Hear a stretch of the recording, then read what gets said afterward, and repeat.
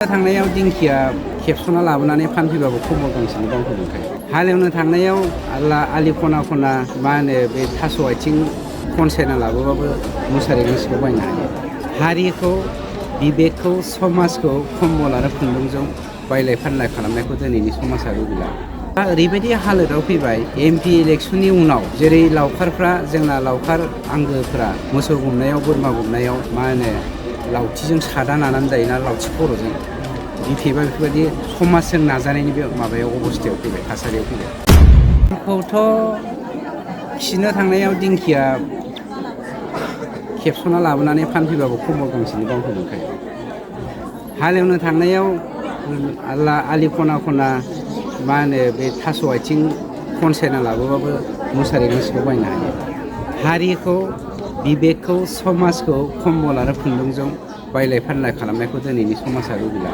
नंखायनो आं दहायबो नोंथांमोननो बुंखाबाय बिपिएफआ ओरैबायदि हालोदाव फैबाय एमपि इलेक्सननि उनाव जेरै लावखारफ्रा जोंना लावखार आंगोफ्रा मोसौ गुमनायाव बोरमा गुमनायाव मा होनो लावथिजों सादा नानानै जायोना लावथि खर'जों बिपिएफआ बेफोरबायदि समाजजों नाजानायनि बे माबायाव अबस्थायाव फैबाय थासारियाव फैबाय। सार बे एग्रिफ्राव मोनगैयै सेल्फ हेल्प ग्रुपनि मानसिफोरखौ नोंथाङा नैबे मिनि राइसफोरखौ माबायदि इउज खालामजानो लुबैयो?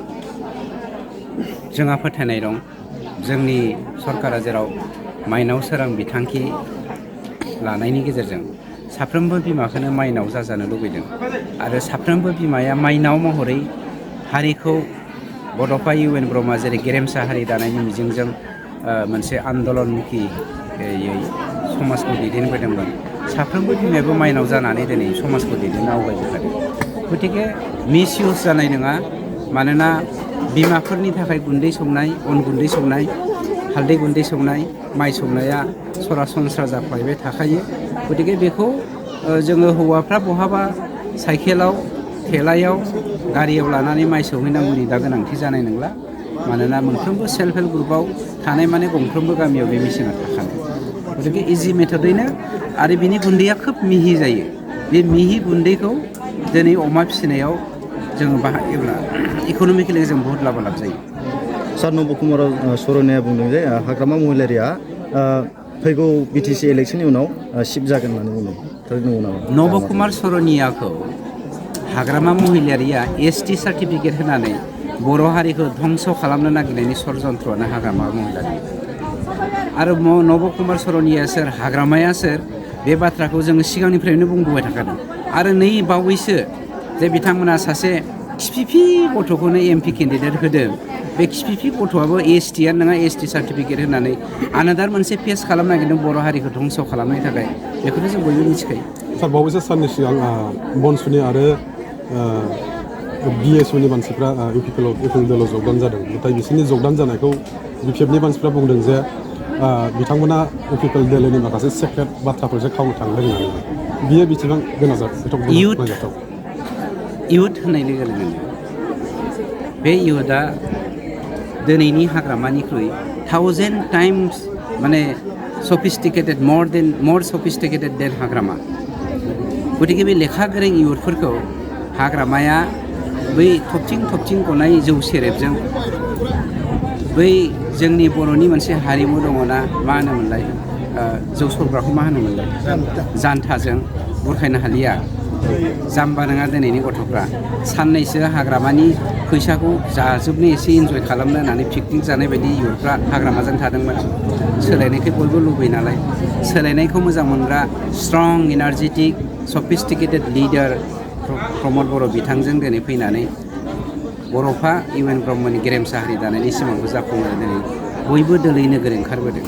गतिके हाग्रामाया बुंनानै जेबो राहा गैला।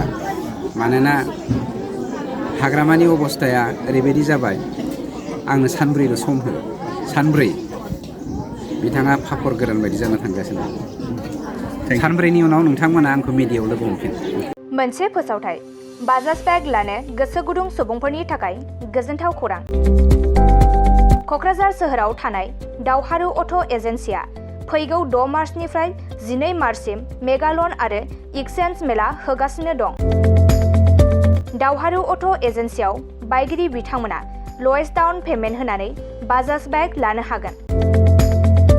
नोंथांमोना क'क्राझार सोहोराव थानाय दावहारु अट' एजेन्सि श'रुमजों लोगोसे कारिगाव फेस्टिभ आउटलेट आरो दतमा फेस्टिभ आउटलेट आरो भटगाव फेस्टिभ आउटलेट ब्रान्च श'रुमावबो होबाय थानाय मेगालन आरो एक्सचेन्ज मेलायाव फैनानै नोंथांनि लुबैनाय बाजाजनि बाइकखौ लांफैनो हागोन। बाजाजनि बाइक सालायनो मोजां मोनग्रा रायजो राजाफोरनो दावहारु अट' एजेन्सि श'रुमा लोगोसे मोजां अफारफोरबो लाबोदों। बेफोरनो जाबाय गंनै helmet free, 5 litre petrol free, bike बायगिरिफोरनो फ्रि एश्योर्ड गिफ्ट हरनाय जागोन आरो एक्सचेन्ज खाबुआबो एभेलेबल जागोन। आरोबाव मोजां खाबुबो होबावदों। 500 रां होग्रोनानै गोसोबादि बाजाजनि बाइकखौ आवग्रिनानै दोननो हागोन आरो 5% डाउन पेमेन्टआवनो बाइक लानो हागोन। लोगोसे गोबां बाथ्रा मिथिनो थाखाय 6000399187 आरो 8822018193 जानबुं नाम्बारनि गेजेरजों फन खालामनानै मिथिनो हागोन।